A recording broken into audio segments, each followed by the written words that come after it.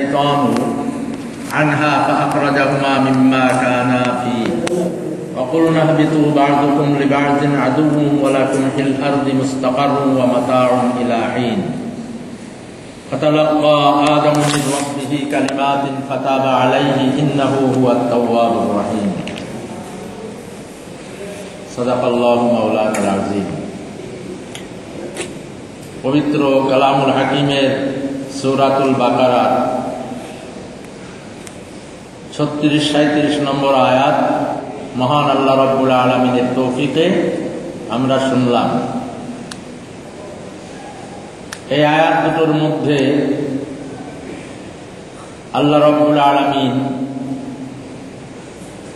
আদম আলাইহিস সালাতু ওয়াস সালাম এবং হাওয়া আলাইহিস সালাতু ওয়াস সালামকে জান্নাতে অবস্থান করায় দেওয়ার পর শয়তান কি কর্মসূচি গ্রহণ করলো, কর্মসূচির ফলাফল কি হলো, এটা আলোচনা করা হয়েছে এবং কর্মসূচির ফলাফলোত্তর আল্লাহ তাআলা কি ব্যবস্থা, কি রায় দিলেন আদম এবং হাওয়াকে, এই সকল বিষয় আল্লাহ এই আয়াত দুটোর মধ্যে আলোচনা করা হয়েছে। গতকালকের আলোচনায় আমরা শেষে জানিয়েছিলাম যে আল্লাহ রাব্বুল আলামিনের শাহী দরবারে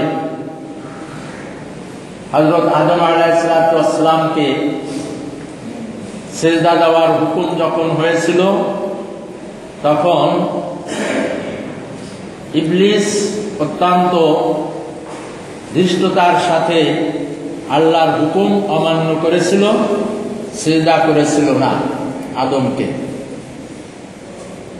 এই কারণে ইবলিসকে আল্লাহ রাব্বুল আলামিনের শাহী দরবার থেকে অপমানিত হয়ে বিতাড়িত হতে হয়েছিল। বিতাড়িত হওয়ার সময় ইবলিস আল্লাহ রাব্বুল আলামিনের কাছ থেকে একটা অবকাশ চেয়ে নিয়ে আসছিল যে আল্লাহ আমাকে দীর্ঘ হায়াত আপনি দান করেন, মহাপ্রলয় দিবস পর্যন্ত আমাকে লম্বা হায়াত আপনি দান করেন। আল্লাহ তাআলা তার এই দাবি রক্ষা করেছিলেন।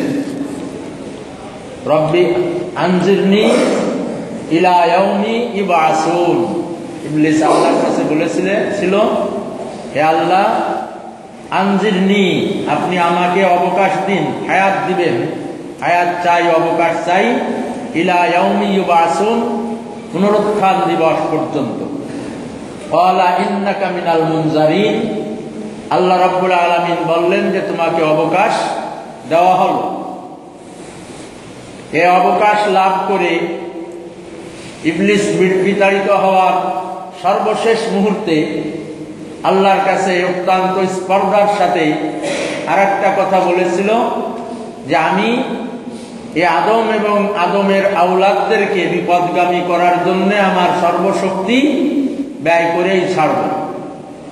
যত ধরনের কূটকৌশল, যত রকমের ব্যবস্থা গ্রহণ, তাই কোনো সময় বন্ধু সেজে হোক, কোনো সময় শত্রুতার বেশে হোক, যেভাবেই আমি পারবো, সম্ভব হবে, সম্ভাব্য সকল শক্তি আমি ব্যয় করব ওই আদমকে বিপদগামী করার জন্য, বিচ্যুত করার জন্য, ক্ষতি করার জন্য, যে আদমকে সিজদা না করার কারণে আমার কপালে অভিশাপ নেমে আসলো।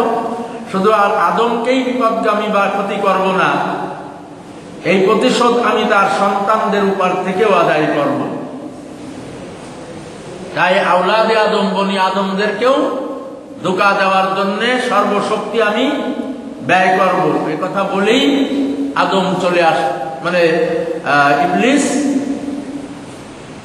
চলে আসলো। আল্লাহ রাব্বুল আলামিন ইবলিসকে ধমক দিয়ে উখরুজ মিনহা ফাইন্নাকা রাজিম, বাইর হয়ে যাও এখান থেকে, অভিশপ্ত হয়ে, এই কথা বলার সময় আল্লাহ রাব্বুল আলামিন ইবলিসের কথার একটা সমুচিত জবাব দিয়ে দিয়েছিলেন। কি? যাও, তুমি তোমার সর্বশক্তি ব্যয় করে আদম এবং আদমের আওলাদকে ক্ষতি করার চেষ্টা করবা, জেনে রাখবা বনি আদমদের থেকে, ইনসানদের থেকে যারা তোমার অনুসরণ করবে, অনুকরণ করবে, তোমার কথায় যারা বিভ্রান্ত হয়ে আমি রব্বুল আলামিনের পথচ্যুত হয়ে যাবে, আমি তাদের জন্য জাহান্নাম তৈরি করে রেখেছি। আল্লাহ তাআলা স্পষ্টভাবে বলে দিয়েছিলেন, আল হক ওয়াল হক আকুল, চিরসত্য আমি রব্বুল আলামিনের চিরন্তন অবধারিত সিদ্ধান্ত আমি তোমাকে জানাই দিলাম, লা আমলা আন্না মিনকা ওয়া মিম্মান তাবিআকা মিনহুম আজমাইন জাহান্নাম, লা আমলা আন্না জাহান্নামা মিনকা ওয়া মিম্মান তাবিআকা আজমাইন। ইবলিস চলে যাও বিতাড়িত হয়ে, চ্যালেঞ্জ করে গেলে আমার বান্দাদেরকে অর্থাৎ বনি আদমদেরকে তুমি ধোঁকা দিতে চেষ্টা করবে। আমি রব্বুল আলামিন বলে দিলাম যে আমি আমার চূড়ান্ত সিদ্ধান্ত এই যে তুমি ইবলিসকে যারা অনুসরণ করবে, পায়রবি করবে, তুমি তাদের নেতা হবে, নেতা এবং প্রজা। তুমি ইবলিস সহ তোমার অনুসারী যারা হবে বনি আদম থেকে সবগুলোকে দিয়েই আমি এই জাহান্নাম ভরে ফেলবো। এই জাহান্নাম লা আমলা আন্না, অবশ্যই আমি জাহান্নাম ভরে ফেলবো তুমি এবং তোমার অনুসরণকারী যারা হবে তাদেরকে দিয়ে, সবগুলোকে দিয়ে জাহান্নামের ইন্ধন হবে। আবার তুমি এবং তোমার অনুসারী হবে যারা ইনসানদের থেকে, তারা একথা আমি চূড়ান্তভাবে জানাই দিলাম। বিতাড়িত হয়ে চলে যাও। বিতাড়িত হয়ে চলে আসার পর এবার আল্লাহ তাআলা আদমকে বলেছিলেন, হ্যাঁ হযরত আদম আলাইহিস সালামকে বলেছিলেন যে আদম তুমি এবং তোমার স্ত্রী জান্নাতে বিচরণ করো, যেথায় খুশি সেটাই তোমরা আহার, যা ইচ্ছা তাই খাও, ভ্রমণ করো, পায়চারি করো, কোন রকমের নিষেধ তোমাদের পরে থাকলো না। জান্নাত মূলত কোনো বিধি নিষেধের মৌলিক জায়গাও না। তবে যেহেতু তোমাদেরকে এখানে জান্নাতের মৌলিক পুরস্কার হিসেবে জান্নাত দেওয়া হচ্ছে না, এই কিছুদিনের জন্য তোমাদেরকে এখানে রাখতেছি, কোনো পুরস্কার হিসেবে না, এই জন্য কিছুটা বিধি নিষেধ তোমাদের পরে থাকবে। তবে জান্নাত যে বিধি নিষেধের জায়গা না, মা তাস্তাহিহিল আনফুস ওয়া মা তালাজ্জুল আইন, যা ইচ্ছা তাই পাওয়া যাবে জান্নাতে। এটা হলো বিচার আনতে চিরজান্নাতি হয়ে যারা জান্নাতকে পুরস্কার হিসেবে পাবে, তখন থেকে এটা শুরু হবে। কোনো বিধি নিষেধ নেই, বিধি নিষেধ মুক্ত, সর্বস্বাধীনতা যুক্ত এরিয়া হলো জান্নাত। কোনো বাধা বিপত্তি যেখানে নাই। সেটা কোন সময় হবে? বিচার আনতে, কিয়ামতের পরে, হিসাব কিতাবের পরে যাদেরকে জান্নাতে ঢুকানো হবে, এই বিষয়টা তখন হবে। আদম আলাইহিস সালামকে আল্লাহ তাআলা যে জান্নাতে ঢুকালেন, এটা কিন্তু পুরস্কার হিসেবে নয়। এটা আল্লাহ রাব্বুল আলামিন কিছুদিন ওনাদেরকে থাকলেন বিভিন্ন বিষয়ের আইডিয়া, ধারণা দেওয়ার জন্য। যার কিছু কথা আমি গতকাল বলেছিলাম। যেহেতু এখানে আদম হাওয়া তোমাদেরকে চূড়ান্ত আবাসন হিসেবে থাকতে দিচ্ছি না এবং তোমাদের কোনো কর্মের পুরস্কার হিসেবেও নয়, এটা সাময়িক অবস্থান করার জন্য দিচ্ছি, তাই একেবারে জান্নাতের সম্পূর্ণ সুযোগ সুবিধা তোমরা পাবা না। কিছু একটু বিধি নিষেধ তোমাদের পরে আমার পক্ষ থেকে থাকলো। সেটা কি? ওয়ালা তাকরাবা হাযিহিস শাজারাতা, এই গাছ একটা নিষেধ, তোমাদের একটাই বিষয় শুধু তোমাদের নিষেধ আজ্ঞা জারি করে দেওয়া হলো। যা ইচ্ছা খাও, তাই খাও, যেখানে ইচ্ছা সেখানেই ভ্রমণ করো জান্নাতের ভূমিকে, এই গাছটার কাছেও যেন যাবা না। তার মানে এই গাছের ফল খাওয়া তো দূরের কথা, ওর কাছেও যাবা না, গেলে সমস্যায় পড়ে যাবা। ফাতাকুনা মিনাজ জালিমিন, নিজেদের উপরে অত্যাচারকারী সাব্যস্ত হয়ে যাবা,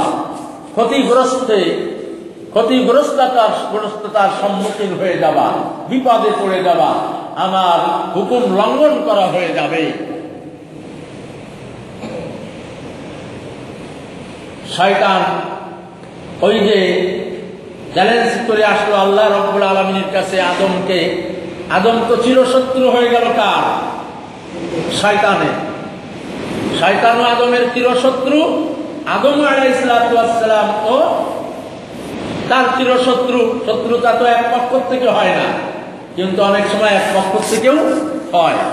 আমি যাকে বন্ধু মনে করি সে আমাকে শত্রুতা করে, এটা অনেক সময় ঘটে যায়। আমি যাকে আপন মনে করি সে আমারে তলে তলে শত্রুতা করে। এটা হলো মুনাফিকি, এটা শত্রুতা না, এটা হলো মুনাফিকি।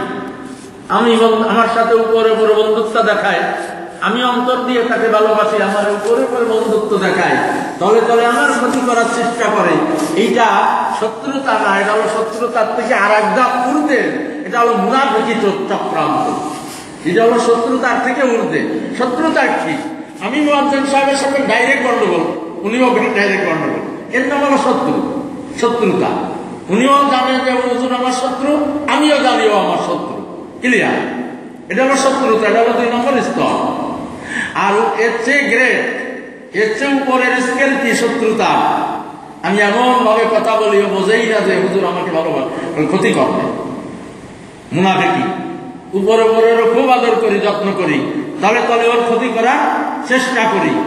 এইটা হলো মুনাফিকি। এটা হলো শত্রুতার থেকে উপর দিয়ে, এটা একটা শত্রুতা, এটা হলো শীর্ষ পর্যায়ের শত্রুতা। ইবলিস এবং আদমের মধ্যে শত্রুতা তো প্রকাশ্য হয়ে গেল, তারপরেও ইবলিস যে মুনাফিকি চক্রান্ত গ্রহণ করে বন্ধু সেজেছিল আদমের, ও একের উপরের স্তরে চলে গেল। ইবলিস সর্বশক্তি ব্যয় করবে আদমের পিছনে। এই জন্য আদমকে যখন জান্নাতে হাওয়া সহ জান্নাতে ঢুকাই দেওয়া হলো, ইবলিস চক্রান্তর জাল বিছাতে শুরু করলো, পরিকল্পনা গ্রহণ করতে লাগলো যে কিভাবে এই আদমকে এই মর্যাদার থেকে নামাই দেওয়া যায়, কিভাবে আমার এই মহাশত্রুকে ক্ষতিগ্রস্ত করে দেওয়া যায়। এই রকমের কোন গভীরভাবে চিন্তা ভাবনা ইবলিস করতে লাগলো। এক পর্যায়ে সে আদম আলাইহিস সালামের কাছে যাওয়ার সুযোগও করে নিল, বেহেশতে ঢুকার সুযোগও করে নিল। বেহেশতে সে ঢুকলো। প্রশ্ন আসে, এই প্রশ্ন না, এই কথার দ্বারাই বোঝা যায় যে আদম আলাইহিস সালাম এবং হাওয়াকে যে জান্নাতে আল্লাহ তাআলা থাকতে দিয়েছিলেন, এটা চিরদিন থাকার জন্য না, বা কোনো আমলের পুরস্কার হিসেবে না। আমলের পুরস্কার হিসেবে যদি হবে তাহলে সেখান থেকে বাইর হবে না। আর ইবলিস বা কিভাবে যে ঢুকা দেবে জান্নাতে? যখন আমরা সবাই আলহামদুলিল্লাহ আল্লাহর রহমতে চলে যাব, তখন কি আর শয়তানের ধোঁকায় পড়ব? তখন কি শয়তান ধোঁকাতে পারবে? চূড়ান্ত প্রাপ্তি হিসেবে, পুরস্কার হিসেবে জান্নাতে যাওয়ার পর তো শয়তানের কোনো কার্যক্রম সেখানে চলবে না। শয়তান কোনো ধোঁকা দিতে যাবেও না, যাতেও পারবে না। শয়তানও তার আগে শেষ হয়ে যাবে, শয়তানও তার আগে জাহান্নামে ঢুকে যাবে। কাজেই শয়তান যে জান্নাতে প্রবেশ করতে পারলো, এটার দ্বারাই বোঝা যায় যে আদমকে চিরদিন থাকার জন্য জান্নাত দেওয়া হয়নি, বা কোনো আমলের পুরস্কার হিসেবে মৌলিক আনন্দ উল্লাসের জন্য পাঠানো হয়নি। আযাল্লাহুমা শাইতানু আনহা ফাআখরাজাহুমা মিম্মা কানা ফীহি। শয়তান কিভাবে ধোঁকা দিয়েছিল তার সংক্ষিপ্ত কথা এখানে বলা হলো। আযাল্লাহুমা, আযাল্লা ইজলাল থেকে, আযাল্লা মানে হলো লব্জিশ করায় দেওয়া, মানে পদস্খলন ঘটায় দেওয়া। আযাল্লাহুমা পদস্খলন ঘটায় দিল শয়তান, হুমা মানে আদম এবং হাওয়াকে, আনহা ওই গাছের মাধ্যমে, যে গাছটা আল্লাহ তাআলা নিষেধ করেছিলেন আদম হাওয়াকে, ওই গাছের কাছেও যাবে না। ইবলিস ওইটাকেই হাতিয়ার বানায় নিল, যে আল্লাহর অবাধ্য করাতে গেলি, আল্লাহর কিছু একটা হুকুম লঙ্ঘন করাতে গেলি, আল্লাহ যে নিষেধটা করেছে গাছের কাছেও যাব না, ওটাই আমাকে হাতিয়ার বানাতে হবে। কারণ আল্লাহর হুকুম লঙ্ঘন করাতে গেলে হুকুম তো একটা, আদমের পরে গাছের কাছেও যাব না। আদম হওয়ার পরে হুকুম কয়টা? আল্লাহ। ওই গাছের কাছেও যাব না, একটাই হুকুম ওই সময় পর্যন্ত বলবৎ রয়েছে।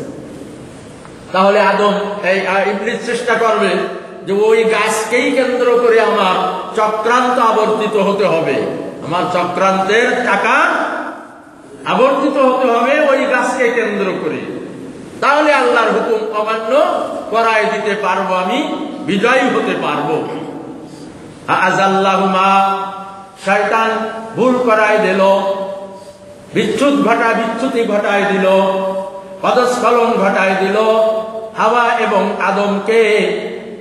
আনহা, ওই গাছের দ্বারা। এখানে আন মানে দ্বারা, আন মানে থেকে হয় সাধারণ অর্থ, কিন্তু আন অনেক সময় সবব কারণ বোঝানোর জন্য আসে। ওই গাছের মাধ্যমে, এই গাছের কারণেই ইবলিস শয়তান আদম হাওয়াকে পথচ্যুত করে দিল, আল্লাহর হুকুম লঙ্ঘন করাই দিল, বিভ্রান্ত করে দিল, ভুল করাই দিল। কিভাবে সে তার চক্রান্তের জাল বুনেছিল, হাদিস শরীফের মধ্যে আসছে যে ইবলিস কূটকৌশল করে প্রথমে দূর থেকে ওয়াসওয়াসা লাহুমা, অন্যরা আয়াতে আসছে যে ওয়াসওয়াসা দিতে লাগলো। ইবলিস ওয়াসওয়াসা দেওয়ার জন্য কাছে আসা জরুরি না, যে কোনো কায়দায় দূর থেকেও মানুষকে ওয়াসওয়াসার ফোকাস দেওয়া যায়। ইবলিস প্রথমে দূরের থেকে আদম এবং হাওয়ার মনে ওয়াসওয়াসা দেওয়ার কুমন্ত্রণা ঢুকানোর চেষ্টা করলো। এই চেষ্টা করতে করতে এক পর্যায়ে দেখলো যে এতে সম্ভব হবে না, কাছাকাছি না গেলে সম্ভব হবে না। কাছাকাছি যাইয়ে বন্ধু শান্তি হবে। ডাইরেক্ট যদি বলি যে আদম ফল খাও, ও গাছের ফল খাও, খাবে? আল্লাহ ডাইরেক্ট নিষেধ তো অমান্য করবে আদম এবং হাওয়া করবে না, এজন্য বন্ধু শান্তি হবে।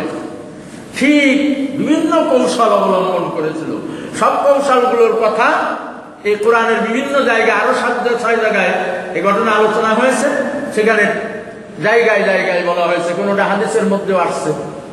ইবলিস খুব সূক্ষ্ম ষড়যন্ত্র করে নিজের আকৃতি, শয়তান তো পরিবর্তন করতে পারে, আকৃতি পরিবর্তন করে যেভাবেই করুক, আল্লাহ তাআলা সুযোগ না দিলে যেতে পারেনি। আল্লাহ তাআলা তো সুযোগ দেবেন, কারণ ইবলিসকে ওখানে ঢুকাই দিয়ে আদমের সঙ্গে আদমকে দেখাতে চাবেন আল্লাহ তাআলা যে ইবলিস তোর কত বড় মাপের শত্রু। এই কত রকমের চক্রান্ত আর ধোঁকা তোকে এবং তোর আওলাদদেরকে দিতে পারবে, এই সব সম্পর্কে আল্লাহ তাআলা একটা ধারণা, আদমকে বেসিক নলেজ আল্লাহ রাব্বুল আলামিন আদমকে দিতে চান। এই জন্যই ঢুকায় দেওয়ার ব্যবস্থা আল্লাহই করেছিলেন। ইবলিস ঢুকে গেল। হাদিস শরীফের মধ্যে আছে, ঢুকে যাইয়ে কোনো কথা নেই। শয়তান চক্রবাদ ধান্দাবাজি বটে। ও যাইয়ে একেবারে হাদিসের মধ্যে উল্লেখ করেছে, তাফসীরে মাজহারির মধ্যে আল্লামা কাজী সানাউল্লাহ পানিপতি রাহমাতুল্লাহ আলাইহি রচিত তাফসীরে মাজহারের মধ্যে হযরত ইবনে আব্বাস রাদিয়াল্লাহু তাআলা আনহুর রাওয়ায়াতের বারাত দিয়ে উল্লেখ করেছেন, ইবলিস জান্নাতে ঢুকেই আদম হাওয়ার কাছে যাইয়ে কান্নাকাটি শুরু করলো। একদম একেবারে মার চাইয়ে মাসির পড়ে ধামা ধোঁয়া ওড়ে, বলিলাম না এরকম কথা। ইবলিস তাই করলো, যাইয়ে ঢুকে তাফসীরের কিতাবে লিখেছে রাওয়ায়াতের বরাত দিয়ে, ইবলিস যাইয়ে আদম হাওয়াকে সামনে নিয়ে একবার সন্তান মারা জননীর মতন, সন্তান হারা জননীর মতন ক্রন্দন শুরু করে দিল। কি কান্না কানলো! ইবলিসের এই কান্না দেখে হযরত আদম এবং হাওয়ার মন নরম হয়ে গেল। আদম হাওয়াও কাঁদতে শুরু করলো। তুই কান্দো কেন? আদম কান্দো কেন? আমার বউ হাওয়া কাঁদতেছে তাইতে। হাওয়া কান্দো কেন? ইবলিস কাঁদতেছে তাইতে। কেন কান্নাকাটি হলো এ কথা কেউ জিজ্ঞেস করি হয়নি। আগে কান্নাকাটির একটা মহড়াই চলে গেল। এই কান্নাকাটি করাই করে মন নরম করতে চালকে, নিজে বন্ধু সাজতে চালকে ইবলিস আদম হাওয়া। কান্নাকাটি দেখলি মন নরম হয়ে যায়। যতই অপরাধী হোক, কান্নাকাটি দেখলি যতই মন শক্ত হোক, একজনের কান্নাকাটি দেখলি মন নরম হয়ে যায়। মহিলাদের মন আরো নরম হয়, সব মানুষের মন নরম হয়। আমার ছাত্রদের মধ্যে যদি কেউ অপরাধ করিয়ে একটু চোখের পানি আমার সামনে ফেলতে পারে, আমি আর কিচ্ছু করিনি। ও যদি সিনেমা দেখে আসেও ধরা পড়ে, আর যদি কানিতে ফেলে একবার কামড়াতে বাইর করে দিলাম, একবার পাস করে বেরো, আমার তোমরা থাকতে পারবি না একটা অন্ডার জন্য। ওরা কিভাবে কি করে বুঝেছে হুজুর, কিন্তু কানলি কাজ হয়ে যায়। সব কয়টা এসে চোখের পানি বের করতেছে। আমি সব কটা দাঁড় করবি না তো, এরকম অন্যায় না হুজুর, আপনার যা থাকবে আর কোনো কথা নেই, সেকেন্ড কোনো কথা নেই। কান্না দেখলে আমার মন নরম হয়ে যায়। যত বড় অপরাধী হোক আমি ওরা কিছু বলিনি, কিছুই বলিনি। তো ইবলিস যাইয়ে জন্মের কান্নাকাটি শুরু করলো। কান্নাকাটি দেখে আদম হাওয়ার মন নরম হয়ে গেল, ওরাও কান্নাকাটি করতে লাগলো। এক পর্যায়ে আদম হাওয়াকে ইবলিস কান্নাকাটি করতে করতে বলল, আমার কলিজাটা আগুন ধরে গেছে, আমার খুব মায়া মমতা লাগতেছে। আদম হাওয়া তোমাদের দুইজনের পরে কি সুন্দর আরামে রয়েছো, কি সুন্দর ভালোভাবে রয়েছো, শান্তিতে রয়েছো। এই শান্তি ছিনিয়ে নেওয়া হবে, এই শান্তি তোমাদের জন্য স্থায়ী না, এই শান্তি তোমাদের জন্য চিরস্থায়ী না, এখান থেকে বাহির হয়ে যেতে হবে কিন্তু তোমাদের।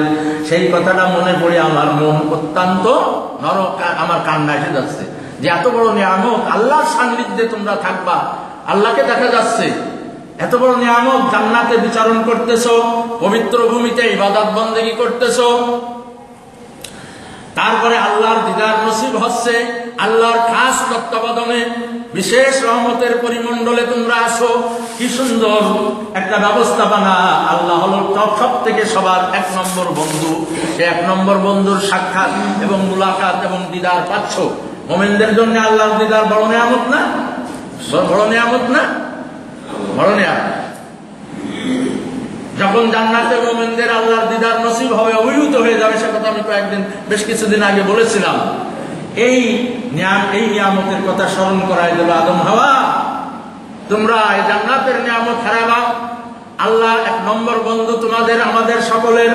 যদিও আমি অভিশপ্ত হয়ে এসেছি, তবু আল্লাহ আমার বন্ধু, তোমাদেরও বন্ধু বটে। তার দিদার তোমরা হারাই ফেলবা, কি বড় মুসিবত তোমাদের জীবনে আসবে। এখান থেকে কি যাওয়া সহজ কথা হবে? এইভাবে আমার, তাই তোমাদের এই যে চলে যাওয়ার ইতিহাস, করুণ কথা আমার মনে পড়তেছে, তাই আমি না কাঁদতে পারতেছি না। এইভাবে কান্নাকাটি করে ইবলিস আদম হাওয়াকে ধোঁকা দেওয়ার চেষ্টা করলো, ধোঁকা দেওয়ার চেষ্টা করলো। প্রথমে কান্নাকাটি করে শেষ কথাই বলে দিল, কান্নাকাটি করতেছে এই জন্যই তোমাদের পরে দয়া আসতেছে, তাই তোমরা করুণ অবস্থায় জান্নাতের থেকে নামে দুনিয়ায় যায় কোথায় কি করে বেড়াবা। তা আমার মনটায় খুব ব্যথা লাগে, মনটায় খুব ব্যথা লাগে ভাবি, তাই কাঁদতেছি। ব্যথা তো লাগে কাঁদলে, কিন্তু যে সিজদা করতে বলেছিল সে সময় তো করলে না। এই আদমকেই তো শত্রুতা। হযরত আদমের এটা মনের থেকে কি হয়ে যাচ্ছে, আস্তে আস্তে একটু ভুলে যাচ্ছে, একটু ভুলে যাচ্ছে। আইন কানুন ওই যে হারাই ফেলি আমরা, কানলি মাফ করে দিই, আইন কানুন রয়েছে, মারতে হবে বা অন্য শাস্তি দিতে হবে, তা তো আমরা করি না অনেক সময়। তো আদমের মনের থেকেও ওই আল্লাহর নিষেধাজ্ঞা একটু খেলাধুলা দিচ্ছে। ইবলিস প্রথমে যে বলল যে আমি তোমাদের বন্ধু হয়েই তোমাদেরকে বোঝাতে আইছি কিছু কথা। এই যে আল্লাহ তাআলা, এই যে আল্লাহ তাআলা গাছের কাছে তোমাদের জাতি নিষেধ করেছে, এই গাছটা খুব এমন একটা কারামতিওয়ালা গাছ, এই গাছের ফল যদি তোমরা খাও তাহলে চিরদিন এই জান্নাতে থেকে যেতে হবে। শাজারাতুল খুলদ, এটা হলো অমর বৃক্ষ। এই বৃক্ষের ফল খেলে জান্নাতের জীবন অমর হয়ে যাবে। আল্লাহ তাআলা তোমাদেরকে বারণ দিয়েছেন, কারণ ওই যে আল্লাহ তাআলা জগতে তোমাদেরকে পাঠাতে চান, ইন্নী জাইলুন ফিল আরদি খলিফা বলে জগতে পাঠানোর একটা ঘোষণা আল্লাহ তাআলা দিয়েছেন। আল্লাহ তাআলা তোমাদেরকে এখান থেকে গুনাহে ভরা, পাপে ভরা, একটা বিশৃঙ্খলা নৈরাজ্যে ভরা সেই দুনিয়ায় তোমাদেরকে পাঠাইয়ে তার দিদার থেকে তোমাদেরকে বঞ্চিত করতে চায়। কেমন? এই জন্য ওই গাছের ফল খেতে নিষেধ করেছে। ও গাছের ফল খেলে জান্নাতের মধ্যে তোমাদের চিরদিন থাকা হয়ে যাবে, চিরজান্নাতে আর বেরোনো লাগবে না, আর বেরোনো লাগবে না। ফাকাসামা লাহুমা আন্নী লাকুমা লামিনান নাসিহিন, আমি কসম করে বলতেছি, এটা আমার বানানো মিথ্যা কথা না। ইবলিস বলল, আমি কসম করে বলতেছি তোমাদেরকে, এটা আমার বানানো এবং মিথ্যা কথা না, আমি এটা তোমাদের বন্ধু হিসেবে বলতেছি। এই গাছের ফল খেলে হাযিহি শাজারাতুল খুলদ, আল্লাহ তাআলা এই গাছ থেকে তোমাদের ফল খেতে নিষেধ করেছে, কারণ এই গাছের ফল খেলে তোমরা তাকুনা মালাকাইনে আও তাকুনা মিনাল খালিদিন। এই গাছের ফল খেলে ভাই তোমরা বেহেশত কি হয়ে যাবা, ফেরেশতা হয়ে যাবা, চিরজীবী হয়ে যাবা, ফেরেশতা হয়ে যাবা, অথবা এখানে চির জান্নাতি হয়ে যাবা। আল্লাহ তাআলা এটা চাচ্ছেন না আপাতত তোমাদেরকে চির জান্নাতি বানায় রাখতি, ফেরেশতা হতেও চাচ্ছেন, ফেরেশতার মর্যাদাও তোমাদেরকে আল্লাহ তাআলা দিতে চাচ্ছেন না। অতএব মুলকিল্লাহ আল্লাহ, যদি চিরদিন এই জান্নাতে থাকতে চাও, অনন্ত জান্নাতে, তাহলে গাছের ফল খেতে হবে তোমাদের। চিন্তা ভাবনা করে দেখো, আমি তোমাদের বন্ধু হিসেবে এই কথাটা বলে গেলাম, পাশাপাশি ইবলিস একটা যুক্তিও দাঁড় করাবো, এছাড়া এই গাছের ফল খেলে তোমরা চিরজান্নাতি হয়ে থাকবা, ফেরেশতা হয়ে যাবা, দুনিয়ায় যাওয়া লাগবে না, চিরজান্নাতি হবা, এই ছাড়া এর আর কি কারণ থাকতে পারে? জান্নাতের মতন জায়গায় কোনো আজে বাজে গাছ বৃক্ষ তো থাকার কথা না, এখানে তো কোনো বিষাক্ত ফল গাছ থাকার কথা না। সব কিছু আল্লাহ তাআলা খেতে বললেন, এই গাছের ফল খেতে নিষেধ করবেন, কারণ তো বুঝি আসে না। কারণ কিন্তু হলো ওইটা, ও খালি চিরজান্নাতি হয়ে যাবা, আল্লাহর দিদার থেকে বঞ্চিত হবে না, এখানেই থাকা লাগবে, দুনিয়ায় যাওয়া লাগবে না। শাজারাতুল খুলদ নাম দিল কি? ইবলিস ওই গাছের নাম দিছে শাজারাতুল খুলদ, তার মানে অমর বৃক্ষ। এ খালি জান্নাতের জীবনের পরিসমাপ্তি ঘটবে না, এই যে থাকি উঠিস জান্নাতে এসে, এই উঠাই ছিল জান্নাত।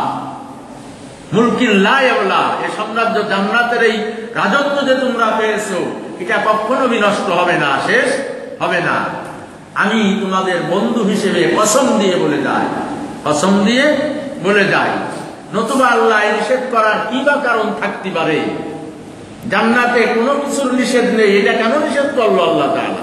তাহলে কি তোমরা বলবা, ইবলিস পাল্টা প্রশ্ন করলো তোমরা, তাহলে কি তোমরা বলবা যে আল্লাহ তাআলা এই জান্নাতে একটা বিষাক্ত গাছ রেখে দিয়েছেন, যার ফল খাওয়া যায় না, ক্ষতি হয়, এরকম ক্ষতিকর জিনিস কি আল্লাহ তাআলা জান্নাতে রাখতে পারেন? আদম হাওয়াকে না তা তো রাখতে পারেন না, জান্নাতের ফল ক্ষতিকর ফল হবে কেন? জান্নাতের গাছ ক্ষতিকর গাছ বৃক্ষ হবে কেন? জান্নাত তো একেবারে আরামে ভরপুর জায়গা, এখানে তো ক্ষতিকর গাছ থাকা উচিত না, ফল থাকা উচিত না। আদম কয় তালিবার বুঝলে তো, ইবলিস কয় তালিবার বুঝলে তো, তোমাদের যুক্তিতে তো আসতেছে যে এটা খারাপ গাছ না, ভালো ফল ভালো গাছ, তাহলে আল্লাহ তাআলা কেন বারণ দিছে? আমি তোমাদেরকে হিতাকাঙ্ক্ষী বন্ধু হিসেবে কসম আল্লাহর বলে দেই, ওই গাছের ফল খেলে তোমাদের আর বাহির হওয়া লাগবে না, চিরজান্নাতি হয়ে বসে পড়ে থাকবা। কথা শুনে এটি একদিন বলেছে সব কথা, বারবার বিভিন্ন আঙ্গিনায় এই ঢুকা দিছে। ধীরে ধীরে আদম হাওয়ার মধ্যে একটু দোদুল্যমনতা সৃষ্টি হয়েছে। এই দোদুল্যমনতারও একটা ভালো দিক ওনাদের বেরোনে ছিল কি, যে আল্লাহর দিদার থেকে মাহরুম হওয়া, এটা তো একটা মানে বেদনাদায়ক বিষয়। আমরা তো মূলত এখানে আল্লাহর দিদার পাচ্ছি, বেহেশতের আরাম পাচ্ছি, আল্লাহর দিদার সর্বোচ্চ বিষয়। ইবলিস দেখেন ওইটা নিয়েই আটাটাইছে, ওইটা নিয়েই ষড়যন্ত্র করেছে, যে আল্লাহর দিদার থেকে বঞ্চিত হবা, এখানে ইবাদত বন্দেগী করতেছো বেহেশতে থেকে, তার থেকে বঞ্চিত হবা, দুনিয়া হাঙ্গামা করে বেড়াতে হবে, আল্লাহর দিদার পাওয়া যাবে না। নানান রকমের কৌশলে আদমকে হাওয়াকে দুর্বল করাতে চালো। এক পর্যায়ে আদম হাওয়া দুর্বল হয়েই পড়লো, দুর্বল হয়ে ফল খেয়ে ফেললো। এখানে আয়াতের দ্বারাই পরিষ্কার বোঝা গেল যে আদম হাওয়া দুইজনকেই বিচ্যুতি করেছিল কে? ইবলিস। বাইবেল বলেছে, বাইবেল বলে, বিকৃত বাইবেল, এই যার মধ্যে সত্য কথা এখন নেই, বাইবেল বলেছে, বাইবেলে বলে যে ইবলিস প্রথমে যাই হাওয়াকে ফুসলাইছে, হাওয়াকে প্ররোচিত করে, হাওয়াকে কনভার্ট করে, তাকে হাতে আনিয়ে তার মাধ্যমে তার স্বামী আদমকে ধোঁকা দিয়ে আইছিল। মহিলার জাল পড়ো চক্র জাল, কথা কিন্তু ঠিক না, এরকম একটা কথা আমরা বলি না? মহিলারা দুষ্টু বেশি, নাউজুবিল্লাহ বলেন। কেন মহিলারা দুষ্টু? মহিলারা ভারী ধান্দাবাজ, ধোঁকাবাজ, স্বামীরই ধোঁকাবাজ দিতে ফেলাই দেয়, কথা বলা ঠিক না। যে খারাপ সে খারাপ, সেই মহিলাটা খারাপ। সব মহিলা খারাপ হবে কেন? সব মহিলা খারাপ হবে কেন? মহিলাদের মধ্যে রাবিয়া বসরিও না, মহিলার মধ্যে হযরতের মানে আয়েশা ফাতেমা এনারাও না, মহিলার মধ্যে আমাদের সমযুগের যে সমস্ত স্ত্রীরা খুব ভালো মহিলা তারাও না, তাহলে মহিলাদেরকে খারাপ করবো কেন জাত হিসেবে? বাইবেল বলে যে ইবলিস কি করেছিল, প্রথমে যাইয়ে হাওয়াকে খুব কায়দা করে কৌশল করে ভিড়ে ফেলেছিল, ধোঁকা দিয়ে ফেলেছিল। এরপরে হাওয়া ধোঁকা দিয়েছিল কাকে? আদম আলাইহিস সালামকে। এটা আমাদের দেশে অনেকটা, আমাদের সব জায়গায় হয়। আগে মহিলাদের আসতে হয়, মন্ত্রীর বাড়ি যান না, বড় মাছ নিয়ে আর কেউ বড় একটা শাড়ি চুড়ি কিনে নিয়ে মন্ত্রীর বউর কাছে আগে যেতে হয়, এমপির বউর কাছে আগে যেয়ে বলতে হয় যে এইগুলো দিয়ে গেলাম, শাড়ি দিয়ে গেলাম, দামি 14,000, বিশাল মাছ 25 কেজি দিয়ে গেলাম, স্যার আসলে একটু আমার কথা বুঝাই এলেন। মহিলা নরম মানুষ বেরিয়ে যায়, যাইয়ে যা ইচ্ছে তাই করায় দেয়। এসব আমরা বিভাগ পত্রিকায় পাই, বিভাগ পত্রিকায় পাই। এই ধারণার থেকে বাইবেল কিভাবে বলেছে আল্লাহ জানে আর ওরাই জানে।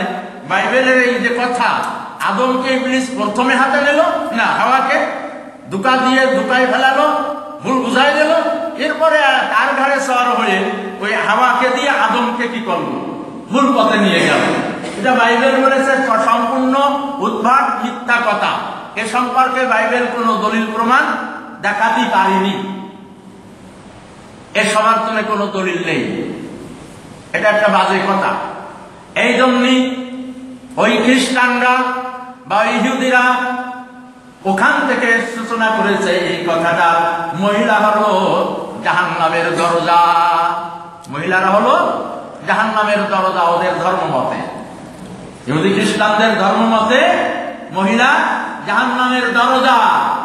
ওরা বলে নিরয়দার জাহান্নামের দরজা মহিলা, যত অন্যায় পাপের মূল কিরা মহিলারা।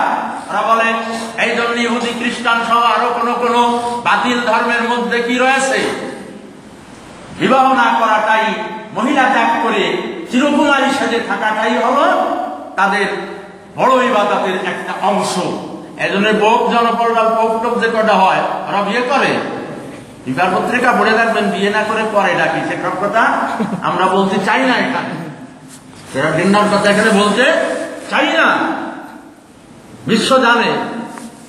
বিশ্ব জানে মামলা হয়, ধর্মগুরু তার বিরোধী মামলা হয় ওই কেসে, বিয়ে না করলে যা করতে হয় সেই কেসের কি হয়, মামলাও হয় আদালতে, কোনো সময় বিবারে আসে।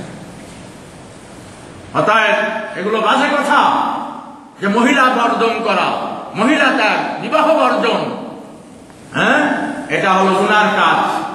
বর্জন এটা হলো ইবাদত। ওদের ধর্মযাজকরা ওই ইহুদি খ্রিস্টানদের ধর্মের একটা অংশ মনে করে, ইবাদতের একটা অংশ মনে করে বিবাহ না করা। চিরকুমার প্রথা ওই সবে আছে। ইসলাম চিরকুমার প্রথার পরে কুঠার আঘাত, লাঠির আঘাত করেছে। রাসূল সাল্লাল্লাহু আলাইহি ওয়াসাল্লাম বলে দিয়েছেন, আন নিকাহু মিন সুন্নতি, বিবাহ আমার সুন্নাত। বিবাহ বর্জন করে বৈরাগ্যতার কোনো অবকাশ ইসলামে নাই। সেটা ধর্ম না, সেটা দিন না, সেটা ইসলাম না। লা সারুরাতা বিল ইসলাম। রাসূল দায়িত্বহীন ভাষায় ঘোষণা করেছেন, বিবাহ বর্জন নীতি ইসলামে নাই। লা রুহবানিয়াতা বিল ইসলাম। রাসূল বলেছেন বিবাহ বর্জন করে বৈরাগ্য নীতির কোনো অবকাশ ইসলামে নাই। বিবাহ বর্জন এটা কোন অবস্থাতে ইবাদতের অংশ হতে পারে না, এটা একটা শয়তানি কাজ। এই প্রথা, এই বিবাহ বর্জন প্রথা, বিবাহ বর্জন যদি ইবাদতের অংশ বলে কাউকে ঢুকাই দেওয়া যায়, জিনা ব্যভিচারী শয়তানি করাতি, সেই সম্প্রদায়ের দ্বারাই কি হয়, সহজ হয় কি হয় না, সহজ হয় কি হয় না। কাজে ইহুদি খ্রিস্টান যে বলেছে চিরকুমার প্রথা, বিবাহ বর্জন প্রথা, মহিলা হলো পাপের জোড়, পাপের মূল, এই জন্য মহিলার সাথে সংস্রব বর্জন করতে হবে, বিয়ে করা যাবে না। এটা হলো ইহুদি খ্রিস্টানদের একটা ধর্মীয় অংশ। বলেন নাউজুবিল্লাহ, নাউজুবিল্লাহ। মহিলারা হলো পাপের জড়। কোথার থেকে নেছে কথা? ওই যে আদমকে মহিলা হাওয়া ধোঁকা দিয়ে গুনার কাজ করাইছিল, আল্লাহর নাফরমানি করাই দিয়েছিল, ওখান থেকেই শুরু হয়েছে মহিলাদের পাপের সূত্রপাত। তাই মহিলা হলো পাপের দরজা। ইহুদি খ্রিস্টানদের ধর্ম মতে বিবাহ না করাটাই ভালো, বিবাহ বর্জন করা এটাই হলো ধর্মের অংশ।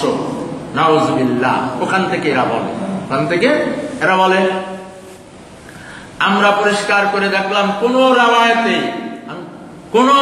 নেই, কোন আয়াতে তো নেই, কোন রাওয়ায়াতেও নেই যে হাওয়াকে প্রথমে ধোঁকা দিয়েছিল ইবলিস এবং হাওয়াকে কন্ট্রোল করে তার মাধ্যমে আদমকে ধোঁকা দেওয়ানোর ব্যবস্থা করেছিল। এটা চিরমিথ্যা কথা, এটা চিরমিথ্যা কথা। একটা রাওয়ায়াতেও নাই, কোন ইসলামী ইতিহাসে নাই, কুরআন শরীফে তো নেই। কুরআন শরীফে পরিষ্কার বলা হয়েছে হা আজাল্লা হুমা, হুমা মানে তাদের দুইজনকে একসাথে বলা হয়েছে। হা আজাল্লা হুমা মানে আজাল্লার মানে কর্তা ফাইল হলো শয়তান। শয়তান তাদের দুইজনকে, আদম হাওয়া তাদের দুইজনকেই একসাথে বিচ্যুত করলো। তাহলে এখানে বিচ্ছেদের আকপাস কি করে আসলো? যে আগে হাওয়া পরে আদম, হুমা মানে তারা দুইজন। কাজে আয়াত স্পষ্ট বলে দিচ্ছে যে শয়তান মানে আদম এবং হাওয়া দুইজনকেই বিচ্যুতি করার কাজ করলো এবং বিচ্যুত করেই ছাড়লো। পরিষ্কার কথা। কাজেই ওই বাইবেলের কথা আয়াত এটা কি করেছে? মিথ্যা প্রমাণ করলো। ফাআযাল্লাহুমা শাইতানু আনহা ফাআখরাজাহুমা মিম্মা কানা ফীহি, বিচ্যুত করে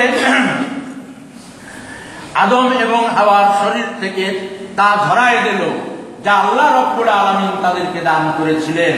এর অর্থ কি? আদম এবং হাওয়ার থেকে তা ধরায় ফেলতে পারলো যা আল্লাহ তাআলা তাদেরকে দান করেছিলেন। অন্য জায়গায় আসছে বাদাত লাহুমা সাওআতুহুমা, আল্লাহ তাআলা যে কাপড়, জান্নাতি কাপড় পরাইছিলেন আদম এবং হাওয়াকে, এই আদম হাওয়া জান্নাতের ভূষণে ভূষিত ছিলেন। ইবলিস যখন নাকি তাদেরকে ধোঁকা দিতে সক্ষম হয়ে, নবীজি ধোঁকা দিল কি করে বিষয় পরে আলোচনা হবে, ওটা অন্য জায়গায় স্পষ্ট আলোচনা আসবে আয়াতে, সেখানে বলা হবে, পরবর্তীতে সুযোগগুলির মধ্যে আসবে কথা। যাও, এই জান্নাতি যে ভূষণ আদম হাওয়ার গায়ে পরিহিত অবস্থায় ছিল, এই ভূষণ খুলে গেল। আল্লাহর হুকুম যেই লঙ্ঘন করে ফেললো, আদম হাওয়া ফল খেয়ে ফল খাওয়ার সাথে সাথেই ইবলিসের চক্রান্ত, ষড়যন্ত্র বহিঃপ্রকাশ আদম হাওয়া প্রত্যক্ষ করতে লাগলেন।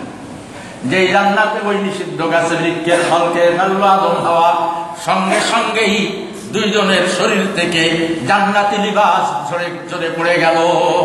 বাদাত লাহুমা সাওআতুহুমা, উভয়কে উলঙ্গ অবস্থায় দেখতে পেলেন। নাউজুবিল্লাহ।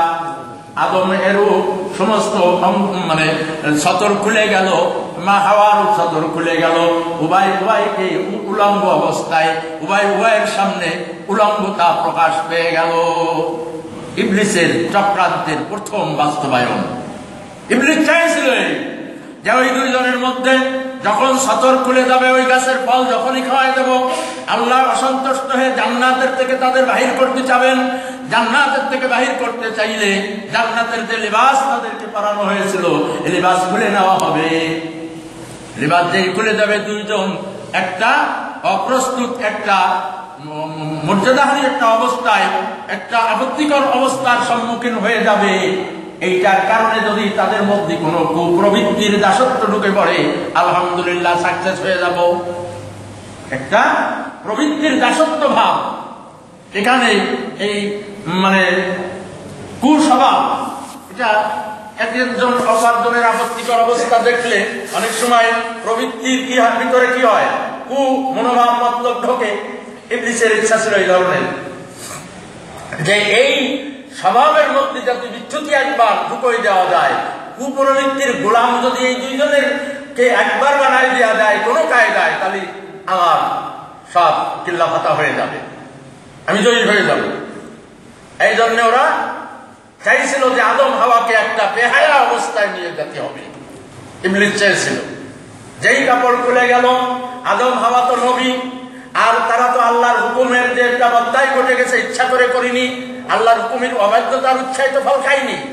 বিচ্যুত হয়ে গেছে। সঙ্গে সঙ্গে ওনারা দুজন বুঝতে পারলেন এটা তো ভুল হয়ে গেল আমাদের, এই তো ইবলিস চালিত আমাদেরকে ঠগাই দিল, ইবলিসের চক্রান্তে তো আমরা পড়ে গেছি।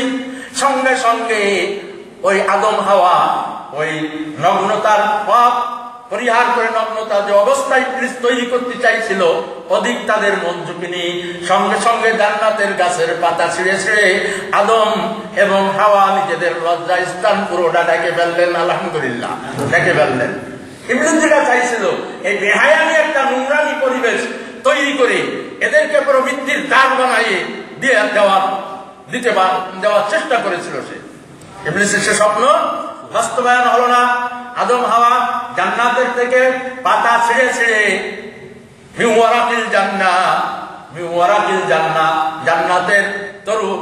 জান্নাতের গাছের যে পাতা পর্ণ এটা ছিঁড়ে ছিঁড়ে কি করলো, আদম এবং হাওয়া নিজেদের লজ্জা বরণ করলো, লজ্জা রেখে ফেললো, অর্থাৎ তারা সতর ঢাকা হয়ে গেল। ইবলিস মাঠে মারা গেল। ইবলিসের চক্রান্তের প্রথম যে টার্গেট ছিল সেই টার্গেট সফল হলো না। চাইছিল কি, এটা বেহায়ী পরিবেশ, এটা নুরঙ্গ পরিবেশ, এটা নগ্ন বেহায়া পরিবেশ তৈরি করে এদের মনের মধ্যে একটা কু চিন্তা ভাবনা ঢুকাই দিয়ে প্রবৃত্তির দাগ বানাই দেব। পারলো ইবলিস? কেন পারলো না? আদম হাওয়া ব্যবস্থা গ্রহণ করলেন। ব্যবস্থা গ্রহণ করলেন কেন? কারণ ওনারা তো খারাপ নিয়েতে ফল খায়নি। আল্লাহর হুকুম মানবো না, আল্লাহর হুকুম অবাধ্য করবো, এই কুনিয়াতে কি ফল খাইছে? আল্লাহর অবাধ্যতা ওনাদের মনের মধ্যে ছিল চিন্তায়, এই জন্য আল্লাহ তাআলাই ওনাদের মনের মধ্যে ঢুকায় দিলেন, তাড়াতাড়ি কি কর, ব্যবস্থা গ্রহণ কর। ওনারাও দুইজন কি করলেন? জান্নাতের গাছের পাতা দিয়ে নিজেদের শরীরকে ঢেকে ফেললেন। আলহামদুলিল্লাহ, এ পর্যন্ত আজকের আলোচনা।